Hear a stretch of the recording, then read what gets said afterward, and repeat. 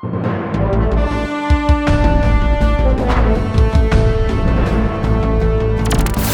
and welcome to the best of Hindsight tonight. I'm Damian Muziani, and if you thought 2025 flew by, don't forget it was the year that Canada could have become a U.S. state, presidential misconduct was scrutinized, and Alec Baldwin sought justice for causing the death of a filmmaker. It all went in the can on January 12th, 2025. Enjoy. Leading off, Canadian Prime Minister Justin Trudeau announced his resignation last week after parrying repeated threats of tariffs by President-elect Donald Trump. The tariffs are said to be a ploy by Trump to force the annexation of Canada into becoming America's 51st state. With more on this developing story is Hindsight Tonight Canadian field reporter Jace Gabowry. Happy New Year, Jace. Hey, good day, eh? Hey, Happy New Year to all my soon-to-be fellow Americans.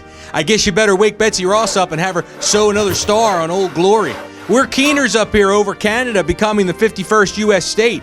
Outgoing Prime Minister Justin Hosehead Trudeau got all cheesed when President-elect Trump called him governor, but honestly, it's the best of both worlds for us. If we joined the U.S., we'd be the biggest state in America. Over 40 million Canucks live up here. That's more people than California, eh? Even without those wildfires. The U.S. state of Canada would have 53 seats in the House of Representatives, and it's an easy change for us. We have Queen Elizabeth's picture on our cash, eh? And she already looks a lot like Ben Franklin, so I don't think most of us would notice a difference anyway. Plus, it's better for tourists coming in to visit us. No more changing dollars into loonies and loonies back into dollars. Makes it easier to drive on up here, throw on a bunny hug, pull out a Mickey, and light up a dart, eh? It's pretty obvious that the USA is way more fun with 51. Damien? Very clever. Yes, thank you, Jace, for that report.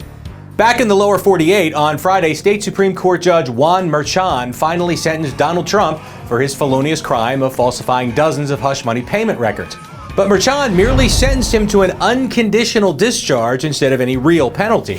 It seems this case has now come full circle since Trump began this mess in a hotel room with Stormy Daniels and an unconditional discharge of his own. Now he becomes the first ever president to enter the Oval Office as a felon. Of course, he is far from the first CIC to have found himself in hot water. He's just the first to get convicted. Over the years, presidential misconduct has become a full-blown American tradition. You've got Iran-Contra, Monica Lewinsky, the Petticoat Affair, Teapot Dome, Johnson impeachment, Whiskey Ring, the corrupt bargain, John Juan Kennedy, the Plame Affair, Pentagon Papers, Whitewater, Blackwater, Watergate, and Yellow Cake, all featuring presidents who were never convicted. Makes you wonder when Alec Baldwin is running for office. He filed a lawsuit last week accusing New Mexico prosecutors of malicious prosecution against him after the fatal shooting of Helena Hutchins on the set of the movie Rust. The case against Baldwin was dismissed in July when the judge found that the state withheld evidence from the defense. Who did they think they were, the president? Baldwin is seeking damages for, among other things, embarrassment, as if he hasn't embarrassed himself enough with his behavior over the years. It was Baldwin himself who swore that he never pulled the gun's trigger that was resting against his finger at the time the fatal bullet was fired from it. Right, Alec, we know. It was just an unconditional discharge, right? And that's your news. Don't forget to like, comment, subscribe, and I'll see you next week with Fresh Hindsight.